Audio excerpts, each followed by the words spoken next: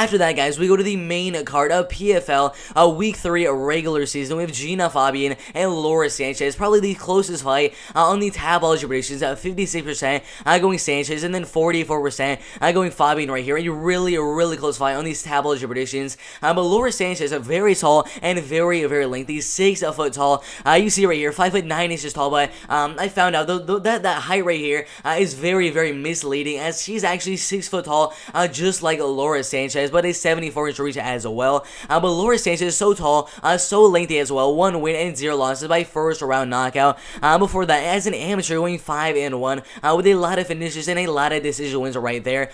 She's 100% wanting to keep the fight at range, using her height and reach to kind of make it more of a kickboxing type of fight. Letting a lot of good inside leg kicks in the fight as well, and a lot of good body shots as well. Genah Fabian, really good Muay Thai skills. The advantage for her is gonna 100% being in the clinch right here. 2 wins and 1 loss. The 1 loss by unanimous decision to Bobby Joe Daniels. A first round knockout win over Moriel Charneski, and then a second round knockout win right there. The 100% is trying to keep the fight in the clinch and use her Muay Thai's high clinch background to go out there and win the fight by decision, or get that left hand knockout win. I mean, she's so powerful with that straight left hand. 100%. 100% of her wins coming by way of knockout in the first or second round. A very good hammer fist with her ground and pound as well. Very solid reach of 74 inches, and she is, like I said, not 5'9" tall, but 6 foot tall. Exactly. Former Muay Thai world champion. Obviously, she's gonna want to get the fight on the fan, especially in the clinch as well. Really solid inside leg kicks as well.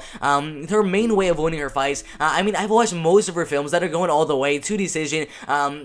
And pretty much the whole entire fight is spent in the clinch with her just elbowing, knees to the body, over and over again, using that Thai clinch, and just trying to keep the fight there, where she definitely will have the advantage in this fight. So, if the fight stays in the clinch for the 3 straight rounds, I'm definitely going Genah Fabian to win the fight by decision. But at range, that is where it gets really interesting. The main way she's going to win the fight, obviously, get the fight to the clinch, use that Thai clinch, and honestly, just keep landing those knees, keep landing the elbows, and win the fight by decision. But Laura Sanchez, really good striker at range.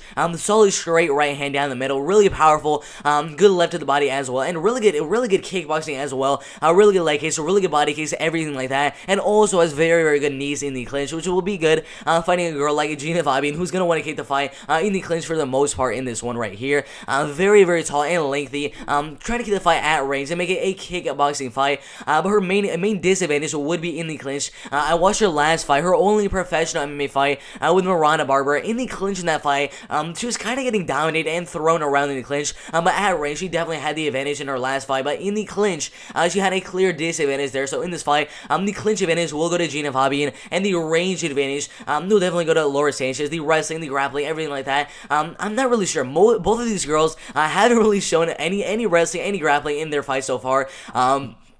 I mainly think the fight will stay on the feet and in the clinch, so I don't really think that the wrestling or grappling will play a humongous factor here. Mostly the fight will stay in the clinch and at range. But Laura Sanchez is a really powerful right hand and decent takedown defense and okay submission defense as well. This is another really close fight on the fight card. Again, the tabloid predictions are really close, 56% and then 44%. No betting us have been released for this fight right here so far. It's a close one. It's definitely a close one, but after watching Laura Sanchez in the clinch with her last fight with a fighter who honestly did not impress me with any of her fights, in Miranda Barber, I mean, her clinch work is not really nearly as good as Genah Fabian, and considering Genah Fabian, every single time she goes out there, manages to get you in that tight clinch, landing a lot of good knees to the body and a lot of good elbows as well.